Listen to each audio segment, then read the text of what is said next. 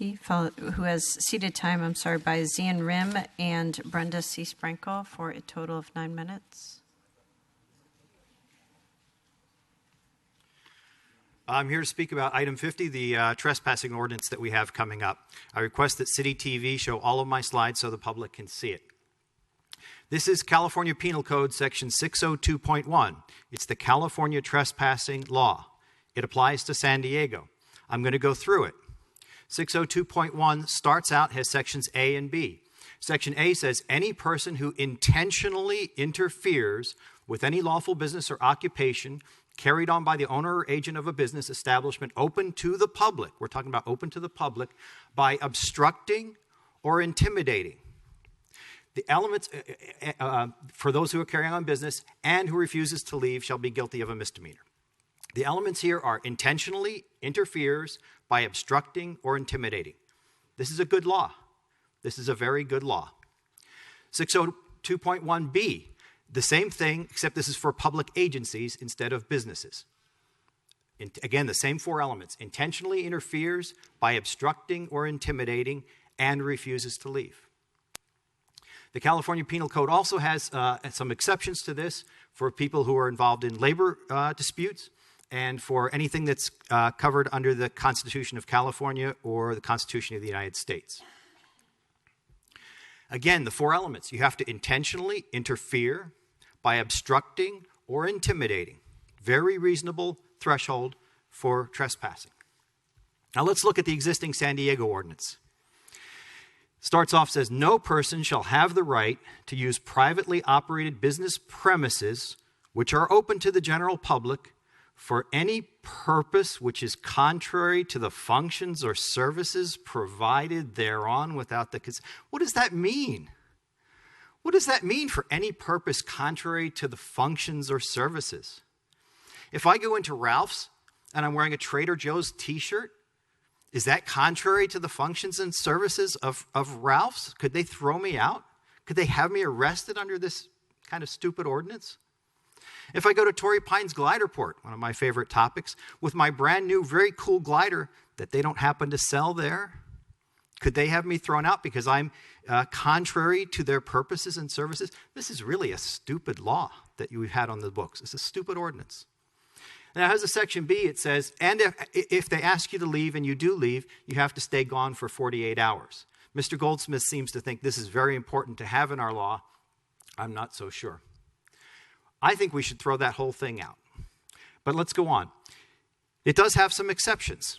It has some exceptions for civil rights and labor and race, color, religion, sex, and all that stuff. It also says in section number 2, subsection 2, it says, an exception to this law is in cases where the application of this law would result in an interference with or inhibition of peaceful picketing directed towards the business establishment, labor activities, or peaceful political activities. These are exceptions to the trespassing law. Guess what Mr. Goldsmith took out? He took out these exceptions. There's another exception which has to do with courts and orders that would allow you to be on a property, so on. So now let's go to the proposed changes. This is from Mr. Goldsmith's document. He basically strikes out, and this is his actual document, an actual photo of his document. He strikes out the account of race, creed, color, sex, national origin, ancestral history. I presume he's relying on other statutes to pick this up, because I don't think he would throw this out willy-nilly, so I think he's relying on the Constitution to cover these issues. Here's where I have a problem.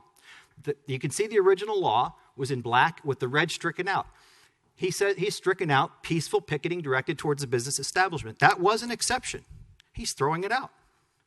Down below, peaceful political activities. That was an exception to the trespassing law, but he's throwing it out. He wants you to pass this. And then he makes some other minor changes, the wheres and the sections. And he finishes it up with this little kumbaya statement, which is fine. He's added this to the ordinance. He sent out this 9-page document, and I've read through it all. Goes on and on and on and on and on. On page 7 of this document, here's what he says. He says, as discussed above, and he does some good analysis in here. I'm sure he's being paid for his services.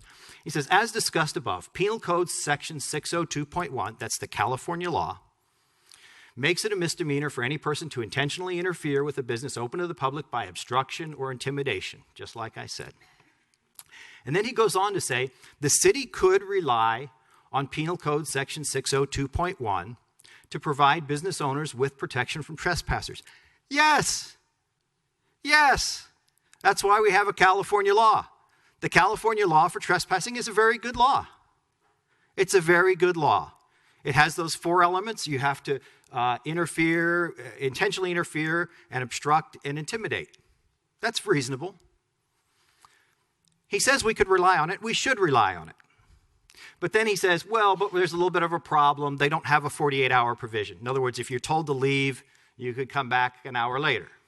So he says, well, he wants to have a 48-hour provision. Now, to me, that's a little bit kind of odd anyway, this 48-hour thing.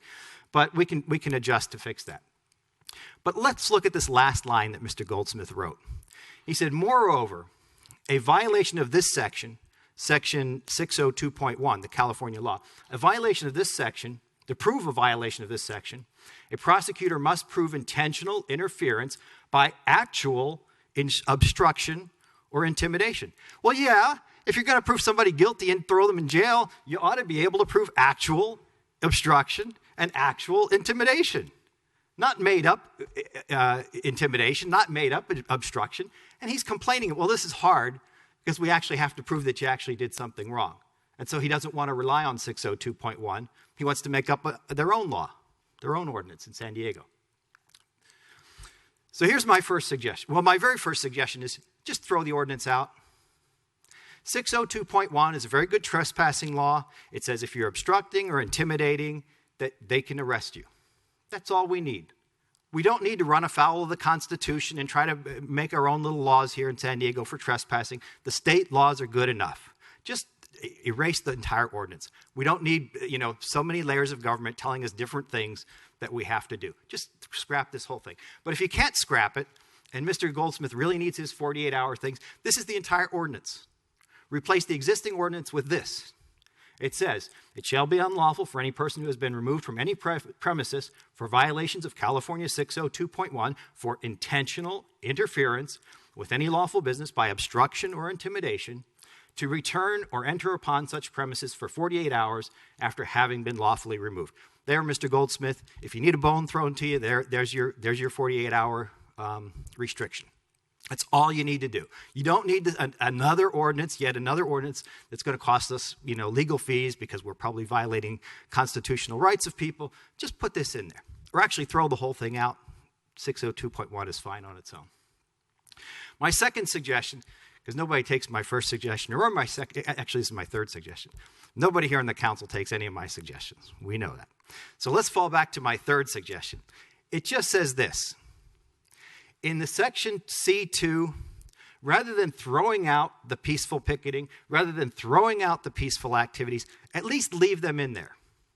This is the one section, if you change it like this contains Mr. Goldsmith's words. It also contains the old original stuff that's been around since 1977 that says peaceful picketing directed toward a business is an exception that we will allow in our trespassing law. So it reads as follows, except where their application would result in an interference with or inhibition of peaceful picketing directed toward the business establishment, peaceful political activities, and lawful labor union activities that are permitted to be carried out on the property by state or federal law, or activities protected by the California Constitution or United States Constitution.